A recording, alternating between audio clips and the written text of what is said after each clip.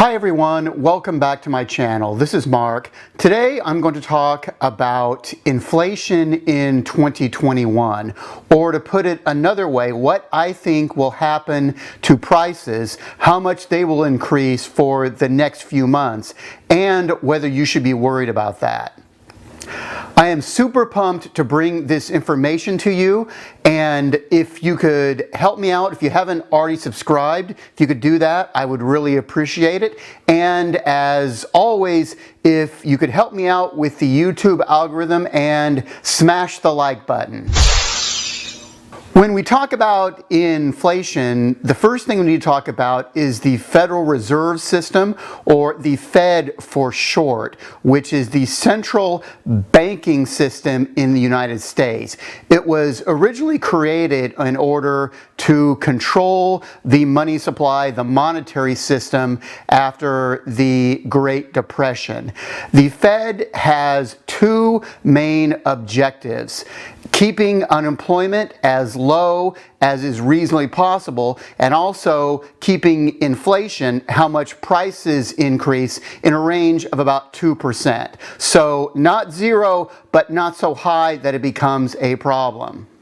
The Fed is expecting the economy to rebound in the second half of 2021 and to grow at a rate of about 6.5%. They're expecting the inflation rate to increase from about 1.8% to 2.4%, so still well within the range that the Fed is happy in terms of price increases. You can see that with COVID and all the businesses closing, people had no choice but to increase their savings rate, increasing it to as much as 33.7% at one point. There were no concerts happening, no sporting events, people couldn't travel, the restaurant industry got crushed. A lot of restaurants were either closed entirely, they went out of business, or they were only open for takeout. So people saved all this money. As vaccinations come online and people feel more secure and more businesses open, people will start using those savings. They'll start going out to concerts, start going out to restaurants, and they will spend more. All this spending will boost up the economy. That is what the Fed is expecting in the second half of the year for 2021. The Fed has complete control over short-term interest rates. Interest rates for things such as savings accounts, for example. The Fed controls these rates by setting the Fed funds rate, which is the rate that banks charge to other banks for overnight borrowing. However, the Fed can only influence, not set directly, interest rates for longer term loans such as mortgages.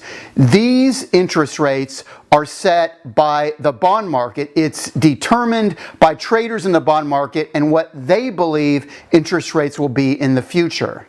Interest rates for the 10-year Treasury bond, which is a completely riskless bond which is issued by the federal government, have been bid up consistently over the past 6 months.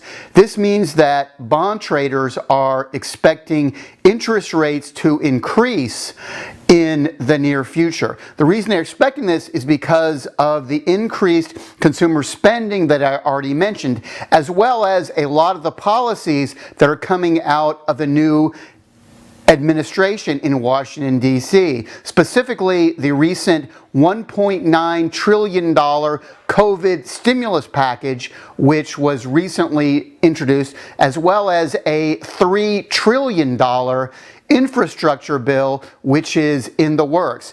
That is a lot of spending that is coming out of Washington, D.C. The bond traders are concerned that all of that money sloshing around in the economy is going to heat up the economy and cause prices to rise, which will force the Federal Reserve to raise interest rates. So who's right, the bond traders or the Federal Reserve? Well, we don't know yet, but is there any incident right now that is a concern that might cause an increase in prices? In fact, there is. This is the Suez Canal on a normal day.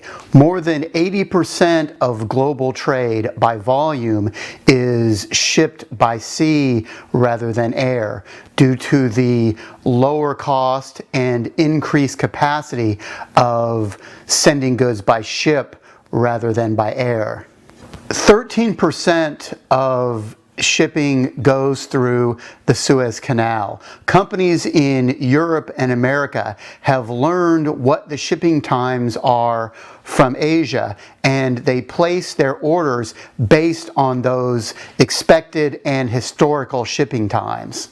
Cargo ships traveling from Asia to Europe travel through the Suez Canal rather than sailing all the way down past the tip of Africa. This saves 8 to 10 days in terms of sailing time, as well as the associated costs for labor, crew, and fuel as well. Unfortunately, this is the Suez Canal today.